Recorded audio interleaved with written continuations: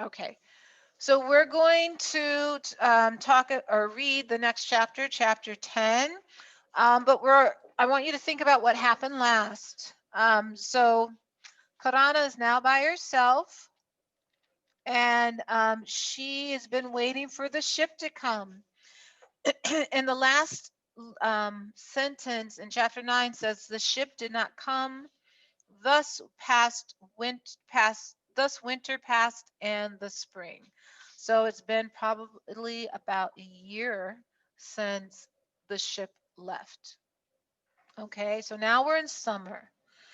Summer is the best time on the island of the Blue Dolphins. The sun is warm then, and the wind blows milder out of the west, sometimes out of the south.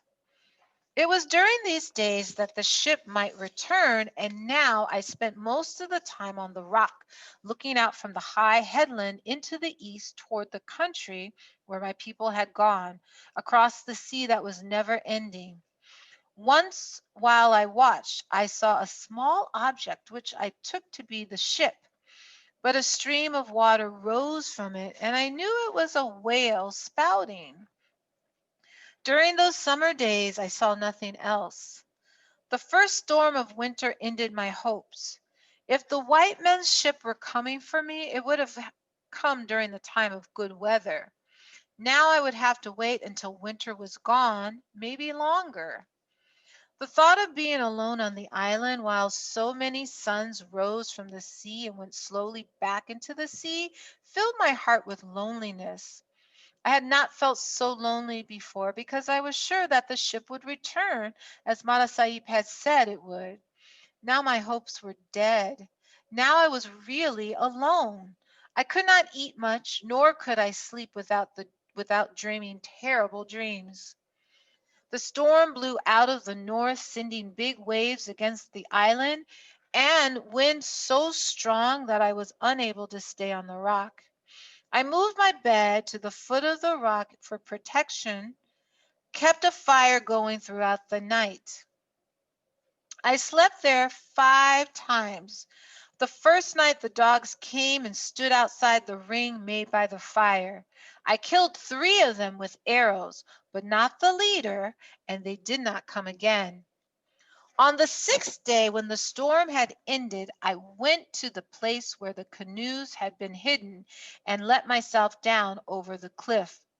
This part of the shore was sheltered from the wind, and I found the canoes just as they had been left. The dried food was still good, but the water was stale, so I went back to the spring and filled a fresh basket. I had decided during the days of the storm, when I had given up hope of seeing the ship, that I would take one of the canoes and go to the country that lay toward the east.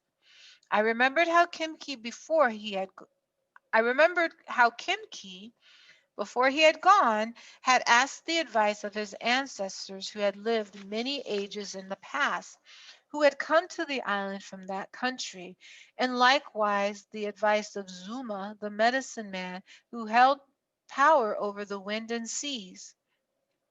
But these things I could not do, for Zuma had been killed by the Aleuts, and in all my life I had never been able to speak with the dead, though sometimes, but though many times I had tried. Yet I cannot say that I was really afraid as I stood there on the shore. I knew that my ancestors had crossed the sea in their canoes, coming from that place which lay beyond. Kimki, too, had crossed the sea. I was not nearly so skilled with a canoe as these men, but I must say that whatever might befall me on the endless waters did not trouble me.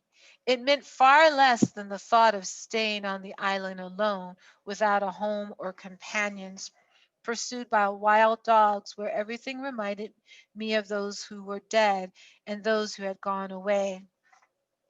Of the 4 canoes stored there against the cliff, I chose the smallest, which was still very heavy because it could carry 6 people.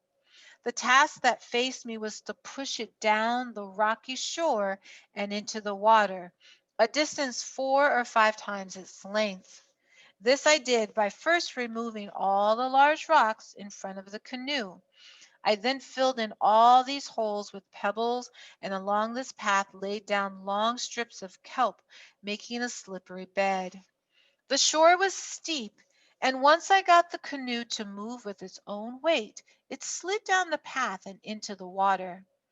The sun was in the west when I left the shore. The sea was calm behind the high cliffs. Using two-bladed paddle, I quickly skirted the south part of the island. As I reached the sand spit, the wind struck. I was paddling from the back of the canoe because you can go faster kneeling there, but I could not handle it in the wind.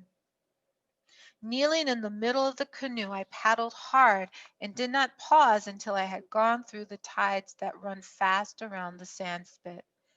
There were many small waves, and I was soon wet. But as I came out from behind the spit, the spray lessened and the waves grew long and rolling. Though it would have been easier to go the way they slanted, this would have taken me in the wrong direction. I therefore kept them on my left hand as well as the island, which grew smaller and smaller behind me.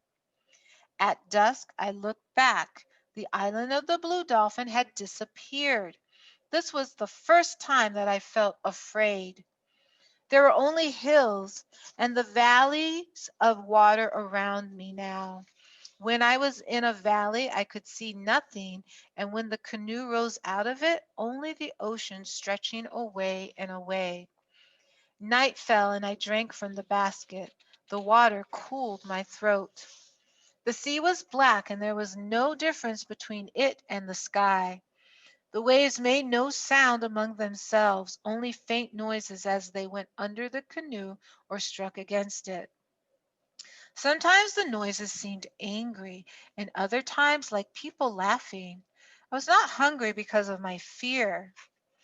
The first star made me feel less afraid. It came out low in the sky, and it was in front of me toward the east.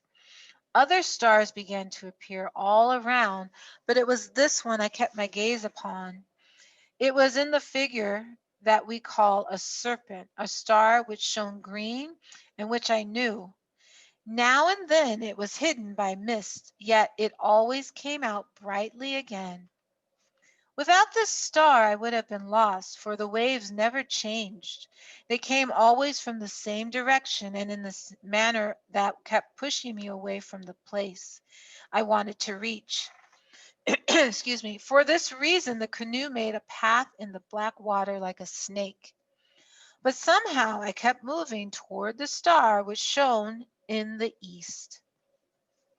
The star rose high, and I kept the North Star on my left hand, the one we call the star that does not move. The wind grew quiet. Since it always died down when the night was half over, I knew how long I had been traveling and how far the dawn was. About this time, I found that the canoe was leaking. Before dark, I had emptied one of the baskets in which food was stored and used it to dip out the water that came over the sides. The water that now moved around my knees was now not from the waves. I stopped paddling and worked with the baskets until the bottom of the canoe was almost dry. Then I searched around, feeling in the dark around along the smooth planks, and found the place near the bow where the water was seeping. Through a crack as long as my hand and the width of a finger. Most of the time it was out of the sea, but it leaked whenever the canoe dipped forward in the waves. The places between the planks were filled with black pitch, which we gather along the shore. Lacking this, I tore a piece of fiber from my skirt and pressed it into the crack, which held back the water. Dawn broke in the clear sky, and as the sun came out of the waves, I saw that it was far off on my left. During the night, I had drifted south of the place I wished to go, so I changed my direction and paddled along the path made by the rising sun. There was no wind on this morning, and the long waves went quietly under the canoe. I therefore moved faster than during the night. I was very tired, but more hopeful than I had been since I left the island. If the good weather did not change, I would cover many leagues before dark. Another night and another day might bring me within a sight of the shore toward which I was going. Not long after dawn, while I was thinking of this strange place and what it would look like, the canoe began to leak again. This crack was between the same planks, but was larger, but it was a larger one and close to where I was kneeling. The fiber I tore from my skirt and pushed into the crack held back most of the water, which seeped in whenever the canoe rose and fell with the waves. Yet I could see the planks were weak from one end to the other, probably from the canoe being stored so long in the sun, and that they might open along their whole length if the waves grew rougher.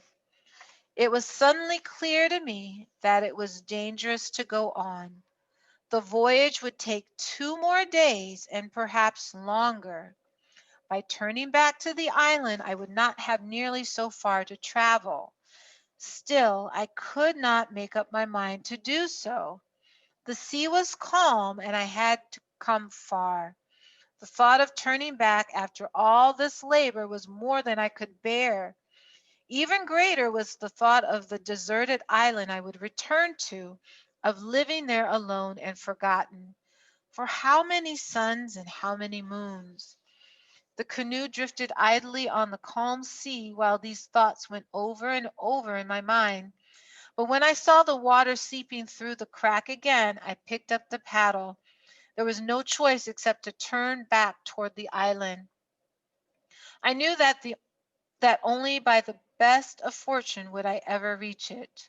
The wind did not blow until the sun was overhead. Before that time I covered a good distance, pausing only when it was necessary to dip water from the canoe.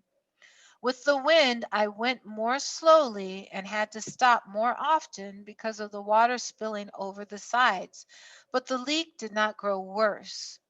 This was my first and good fortune. The next was when a swarm of dolphins appeared. They came swimming out of the west, but as they saw the canoe, they turned around in a great circle and began to follow me. They swam up slowly and so close that I could see their eyes, which are large and the color of the ocean. Then they swam on ahead of the canoe, crossing back and forth in front of it, diving in and out as if they were weaving a piece of cloth with their broad snouts. Dolphins are animals of good omen. It made me happy to have them swimming around the canoe, and though my hands began to bleed from the chafing of the paddle, just watching them made me forget the pain. I was very lonely before they appeared, but now I felt that I had friends with me and did not feel the same. The blue dolphins left me shortly before dusk. They left as quickly as they had come, going on into the west for a long time.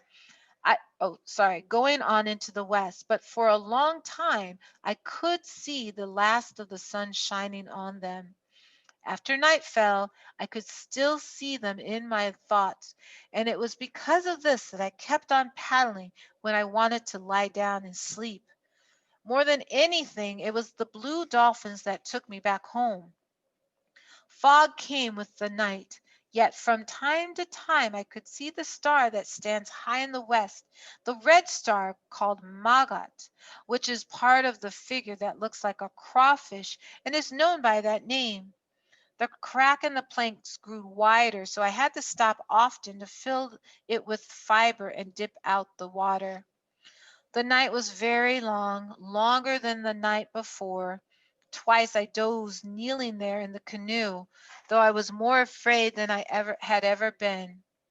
But the morning broke clear, and in front of me lay the dim line of the island like a great fish sunning itself on the sea. I reached it before the sun was high, the sandspit and the tides that bore me into the shore.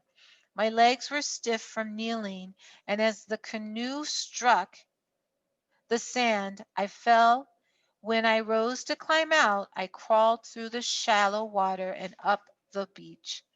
There I lay for a long time, hugging the sand in happiness. I was too tired to think of the wild dogs. Soon I fell asleep. All right, so that is chapter 10. So Karana knew that she was alone, that the ship was not going to be coming, so she tried to make it to the land where her people are, and she did not make it because of the leak in the canoe. So we're going to stop there, and I'm going to stop the recording.